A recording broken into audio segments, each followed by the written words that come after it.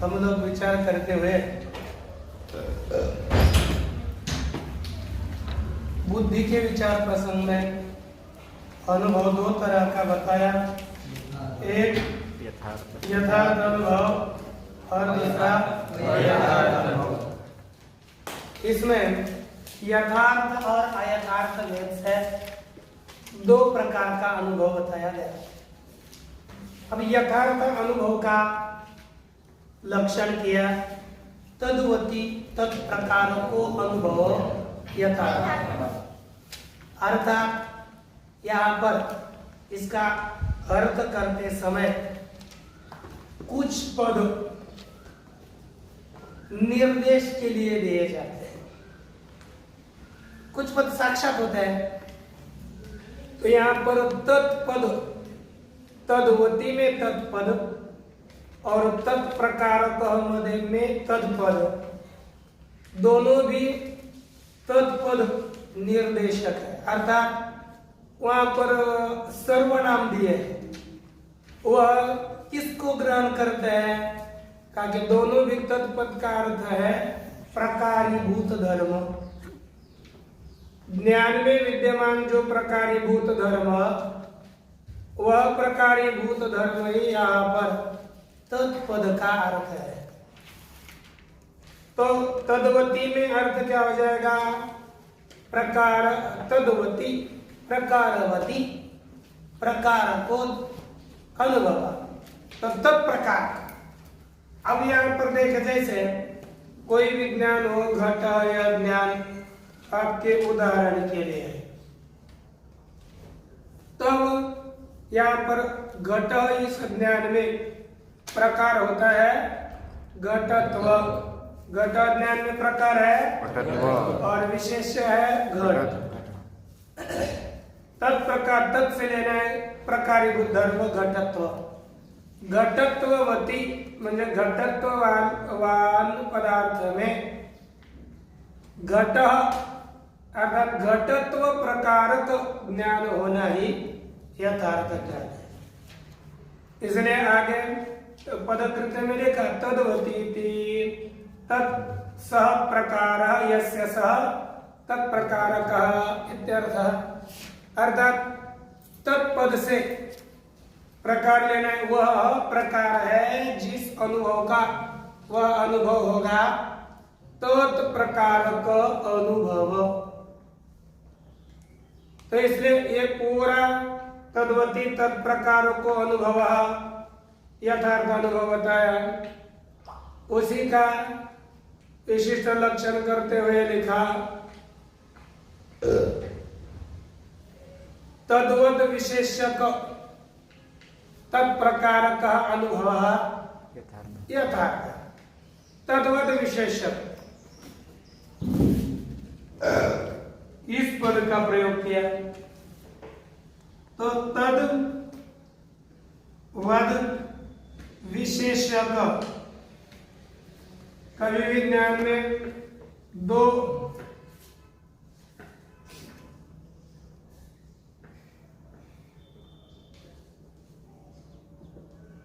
अंश तो होते ही, एक प्रकार और दूसरा विशेष। तो तद्वत विशेष होना चाहिए, लेकिन उसी प्रकार वाला विशेष होना चाहिए। जैसे आपने को एक समय इसके लिए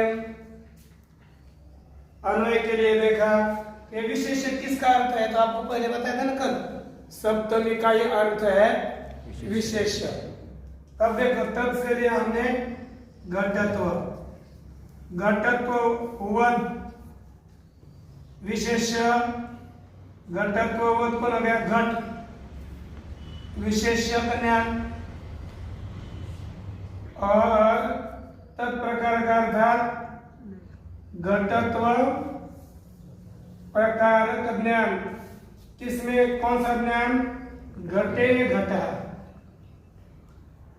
है ना, यानी आगे घट है, घटे घटे ज्ञान नहीं, घट में घट, ये ज्ञान का यह स्वरूप है। घट में घट का ज्ञान, घटत्व का ज्ञान होना यह यथार्थ ज्ञान है, यह आपको बताया। उसके पश्चात या ये जो अनुभव पूरा हो गया, अनुभव का लक्षण तद्वती तत्प्रकार का अनुभव, तद्वती तत्प्रकार का अनुभव, ये जो मूल में लक्षण किया है। अब इस लक्षण में हम यदि अनुभव पद नहीं देंगे, क्या पद नहीं देंगे? तो बचेगा कितना? तद्वती तत्प्रकारक। अब यदि हम तद्वती तत्प्रकारक सरली रखिए आगे, तद्वती तत्प्रकारक, तो क्या होगा? तो कहा स्मृतौ अतिव्याप्ति वारणाय अनुभवेति, है ना? स्मृति वारणाय अनुभवेति। ये पद क्यों दिया?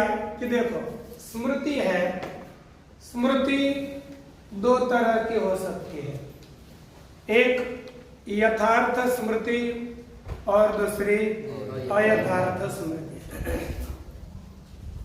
जैसे हमने कभी पूर्व काल में एक आदि चीज देखी, आपने एक मंदिर देखा,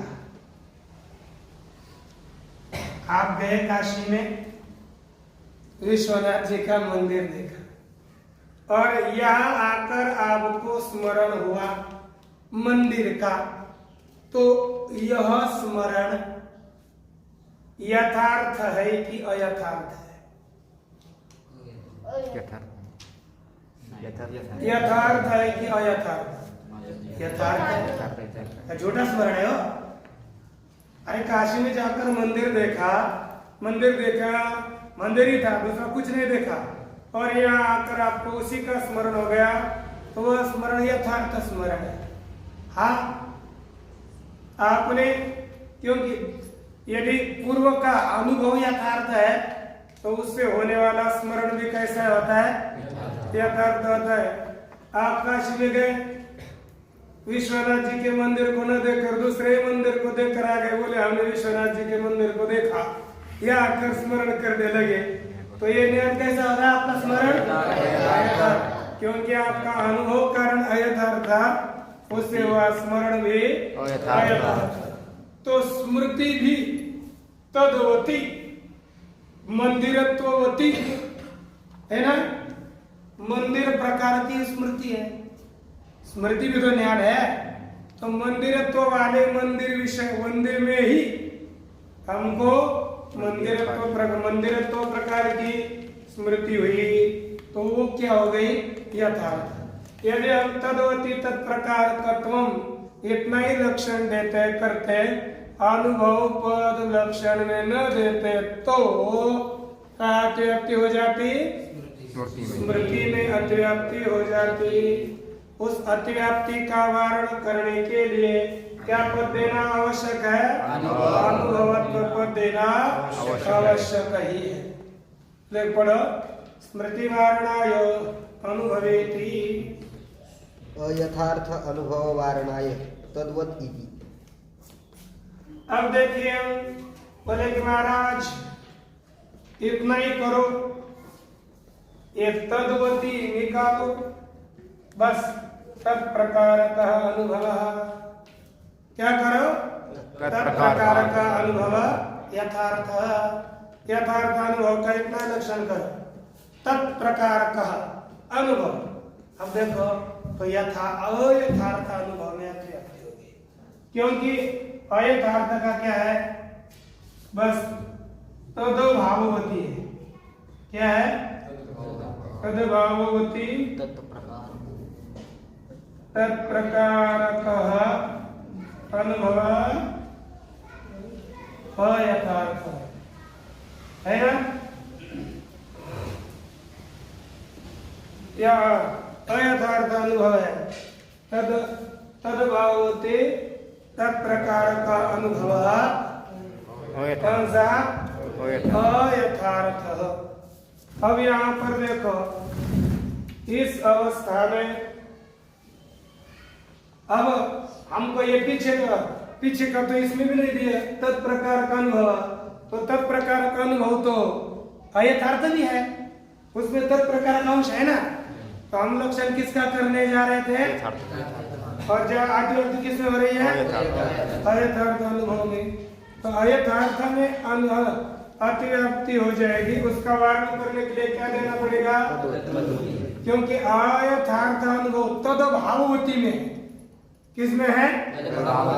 और यथार्थ है तद्वती। तद्वती पद देने पर अयथार्थ अनुभव का वर्णन। क्योंकि अयथार्थ अनुभव का क्या है ना, समझो, घटत्वा भाववती, भाववती घटत्व प्रकारक ज्ञान, यह अयथार्थ अनुभव। घटत्व के अभाव वाले में घटत्व का ज्ञान होना अयथार्थ है, लेकिन अयथार्थ अनुभव में क्या पद देते हैं?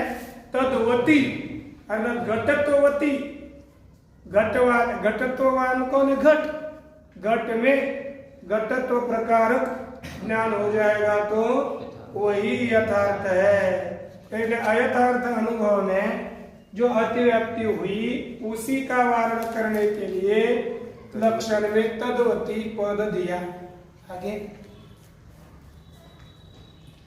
निर्विकल्प के अतिव्याप्ति वारणाय तत्प्रकार की।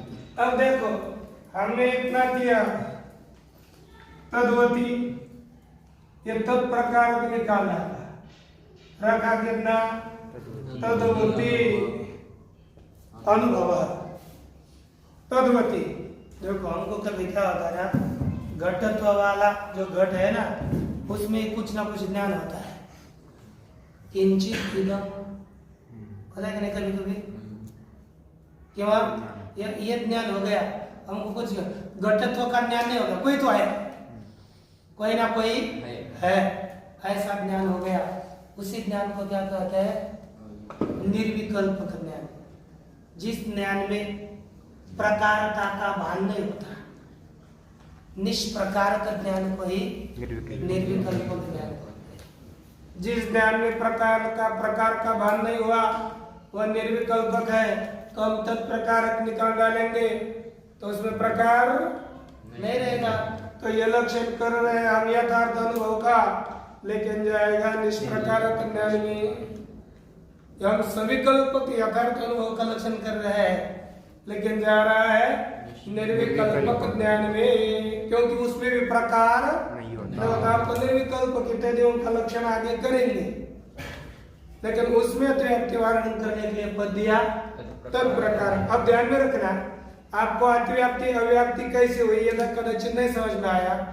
समझ में तो आना ही चाहिए, अब इतने धीरे लिया है, लेकिन आप करिए अनुभव पद नहीं देंगे तो स्मृति में अतिव्याप्ति होगी। उसमें अतिव्याप्ति का वारण करने के लिए अनुभव पद देना पड़ेगा।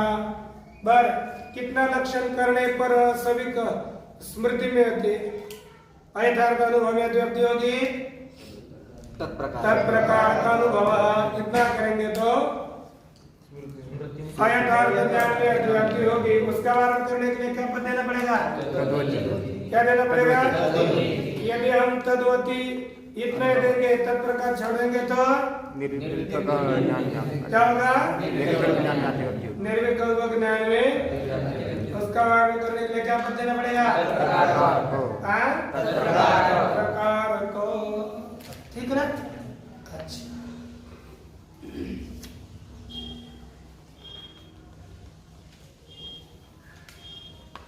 अब चलते हैं आगे।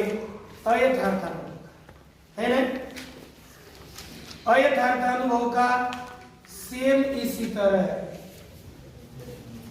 ज्यादा कुछ नहीं, केवल तद्वती था तो उसमें तद भाववती लिखा है कि नहीं? तद भाववती तत्प्रकारों को अनुभव अयथार्थ। तो समझो आपके आगे ये भ्रम, ये समझो भ्रम ज्ञान का लक्षण है। किसका लक्षण है? ब्रह्म ज्ञान। जैसे भ्रम किसे कहते हैं? आगे यदि है शुक्ति सिंपली और हमको ज्ञान हो रहा है रजत का, चांदी का, है ना, आगे सिंपली और ज्ञान होता है चांदी का, तो वो कौन सा ज्ञान हो गया? भ्रम। भ्रमी है ना, अयथार्थ है, तो समझो आगे पदार्थ कौन सा है? रजतत्ववान पदार्थ है क्या? नहीं। आगे पदार्थ कैसा है? रजतत्वाभाववान है। आगे कैसा पदार्थ है? रजतत्ववान नहीं है। तो रजतत्व अभाव वाले पदार्थ में रजत का ज्ञान होना ही कौन सा है? अयथार्थ। क्या है?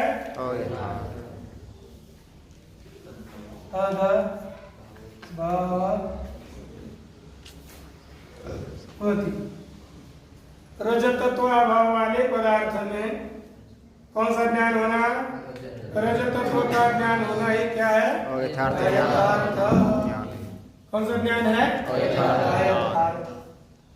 अब देखो, कोई इतना समझ में आया ना, सब जगह पर इतना ही बदल जाएगा।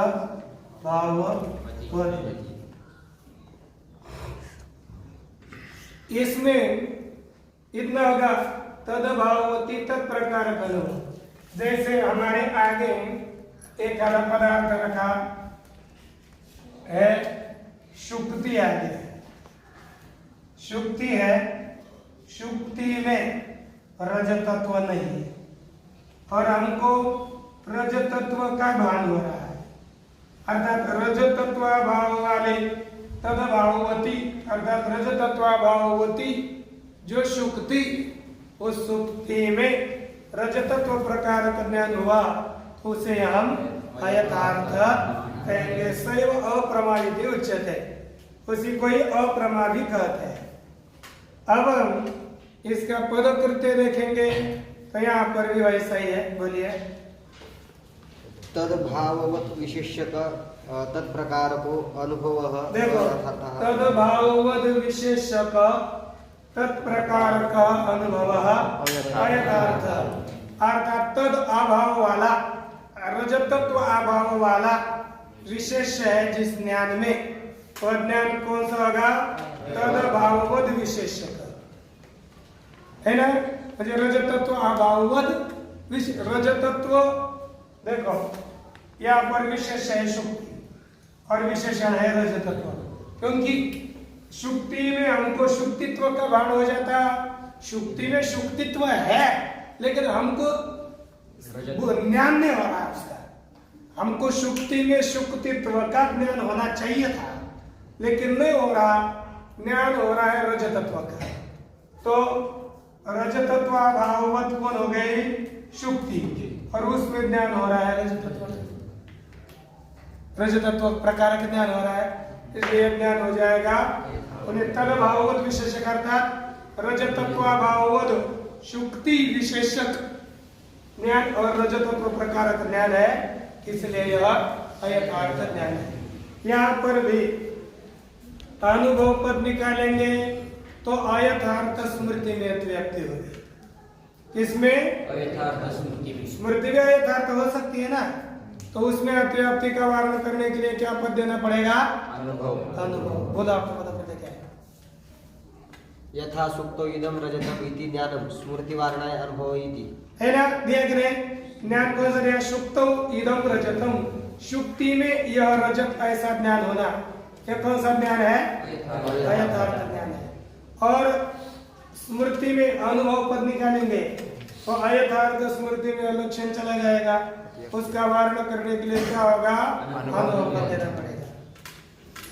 उसी तरह तद भाववती नहीं देंगे तो क्या हो जाएगा? यथार्थ अनुभव में अतिव्याप्ति होगी, क्योंकि यथार्थ अनुभव में भी तो तत्प्रकार का अनुभव है ना, बस बदल तो इतना ही है।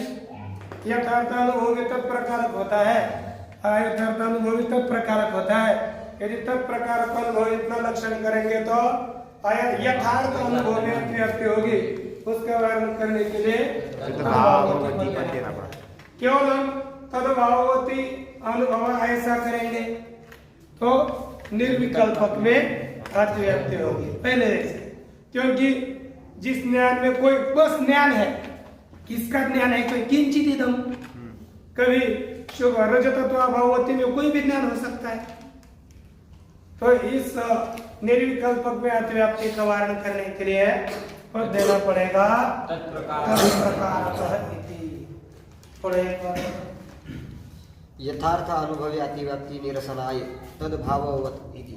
हाँ आगे निर्विकल्पक वारणाय तत्प्रकार इति। हाँ, आगे हाँ, इसके बाद क्या है देखो यथार्थ अनुभव के भेद देते हैं। यथार्थ अनुभव चतुर्विधा। यथार्थ अनुभव 4 प्रकार का है। कौन कौन सा देखो प्रत्यक्ष, दूसरा अनुभूति, तीसरा उपमिति, प्रत्यक्षानुमित्युपमिति शब्द भेदा है ना। प्रत्यक्षानुमिति शब्द उपमिति भेदा शब्द अंतिम रखा है ना। देखो यह अनुभव ये 4 प्रकार का है, ध्यान दीजिए। एक प्रत्यक्षम, दूसरा अनुमिति, तीसरा उपमिति, चौथा शब्द। इस तरह से 4 प्रकार के अनुभव है। अब ये 4 प्रकार के अनुभव है तो 4 प्रकार के अनुभवों के 4 करण भी है। कितने करण है? 4। अब 4 करण जैसे प्रत्यक्ष का करण है प्रत्यक्ष, अनुमिति का करण है अनुमान, उपमिति का करण उपमान और शब्दबोध का करण पदज्ञान। ये 4 है तो ये 4 के, लेकिन इस 4 प्रकार के अनुभव होते ये न्याय मत में, जो न्याय मत है वैशेषिक मत में नहीं, ये न्याय मत में मान्य है। न्याय मत में ये 4 प्रमाण मान्य है, इसलिए 4 प्रमाणों का यहाँ पर विचार किया गया। कोई कोई कम ज्यादा भी मानता है तो यहाँ पर लिखा होगा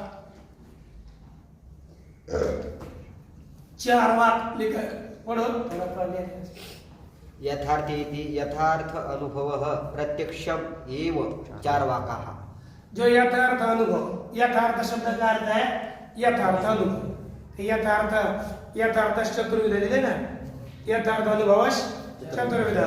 यथार्थ अनुभव 4 प्रकार का, उसमें एक ही अनुभव मानने वाले प्रत्यक्षम एवेति 4 वाका। वो केवल प्रत्यक्ष प्रमाण से होने वाला एक ही अनुभव मानते हैं और केवल प्रत्यक्ष प्रमाण ही मानते हैं। 4 वाक। चक्षुर्वै सत्यम, जो देखेगा वह सत्य है, वही है। जो दिखेगा सत्य है, नहीं तो है ही नहीं। इसलिए 4 वाक एक ही प्रमाण को मानते हैं प्रत्यक्ष। दूसरे अनुमितिरपि इति कनाद बोधो। देखो कानाद और बौद्ध, कानाद अर्थात वैशेषिक शास्त्रकर्ता कणाद और बौद्ध, ये दोनों भी एक ही अनुमिति मानते हैं। कौन सा क्या मानते हैं? अनुमिति 2 मानते वो प्रमाण, कणाद और बौद्ध भी 2 ही प्रमाण मानते। प्रत्यक्ष तो मानते हैं, प्रत्यक्ष और अनुमिति भी मानते हैं। अनुमिति रपि इति काणाद बौद्धौ, काणाद और बौद्ध इन्होंने 2 प्रमाण माने हैं, दोनों ने। यहाँ पर ये प्रत्यक्ष मानने वाले सभी तो सभी है, लेकिन 4 वाक एक ही मानता है, दूसरे मानता ही नहीं ना। दूसरे सभी मानते हैं, काणाद और बौद्ध या अनुमिति भी प्रमाण अनुमिति को ही मानते हैं। तीसरे उपमिति इति नैयायिक देशिनः।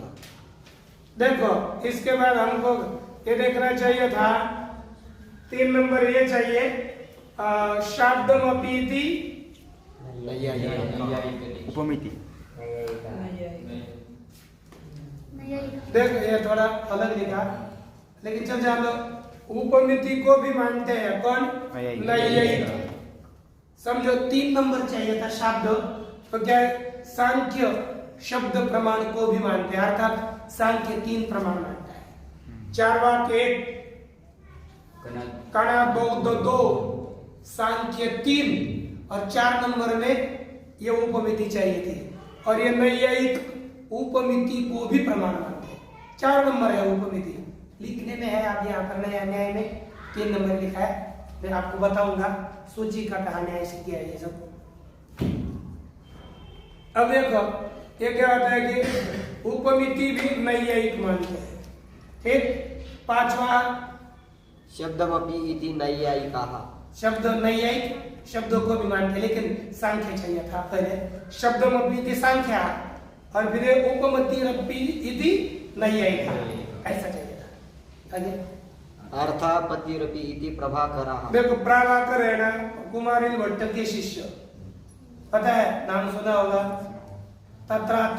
तत्र तु नोक्तम अत्रापि नोक्तम, पता नहीं चला। एक बार क्या हुआ, कुमारिल भट्ट पढ़ा रहे थे, पढ़ाते पढ़ाते कुछ पंक्ति आई, तत्र तु नोक्तम अत्रापि नोक्तम, ऐसी पंक्ति है। अब ये पंक्ति आने के बाद इनका दिमाग की गम हो गया, तत्रापि नोक्तम अत्रापि नोक्तम, जात गायला ते नहीं सांगितले आणि येथे नहीं सांगितले, ठीक है, ते ही सांगितले, वहां भी बताया यहाँ भी बताया तो है। और ये शब्द अर्थ है तत्रापि नोक्तम अत्रापि नोक्तम। अब क्या हो गया, थोड़ा टेंशन आ गया, पता नहीं चले, पंक्ति नहीं लग रही थी, वो थोड़े में बाहर से आता, ये बाहर चला गया। और ये कुमारी प्रभाकर थोड़ा विचित्र आ गया, पीछे से बैठ से आगे वो खड़ा होकर आ गया और फड़े के पास अगर लेखनी ले ली और ऐसा लिखा तोड़कर, तत्रापिना तत्र अपिना उक्तम अत्र तुना उक्तम, ऐसा बताया।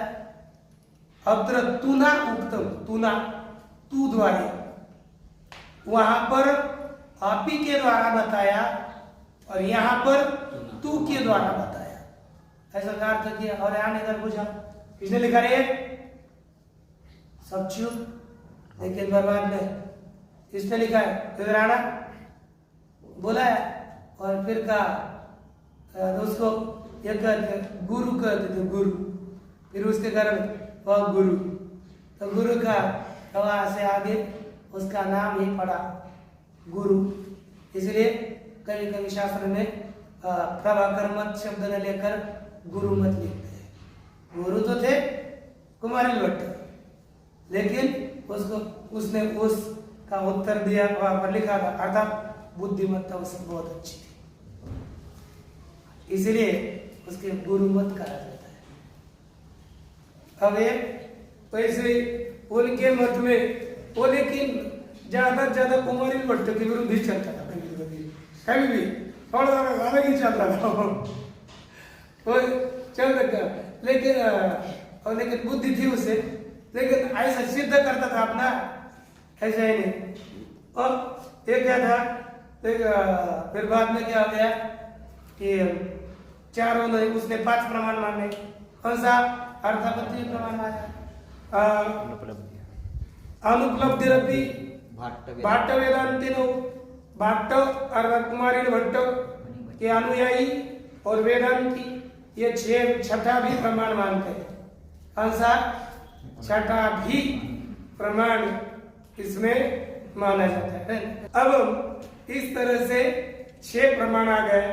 इसके पश्चात सांभाविकैकति एको अपि इति पौराणिका, पौराणिक लोग सांभाविक प्रमाण और ऐतिह्य प्रमाण बोलते, संभव है, ये हो सकता है, ये इसको भी प्रमाण मानते हैं, और ऐतिह्य इतिहास को भी प्रमाण मानते हैं। आगे चेष्टिकोपि इति तांत्रिका, तांत्रिक लोग चेष्टा को भी प्रमाण मानते हैं। मैंने इसको कुछ कहा क्या, लेकिन ये उठा भी और बैठा भी तो चेष्टा से ज्ञान होता है। क्या होता है? चेष्टा करने से ज्ञान होता है, इसलिए चेष्टा को भी प्रमाण कहा जाता है। इतना ही काम था, है ना। आगे एतेषां मध्ये स्वरसं संभाव्यतस्य चातुर्विध्यं दर्शितम्। देखें, ये एतेषां मते अर्थात इनके मत में, न्यायिकादियों के मत में ये अपने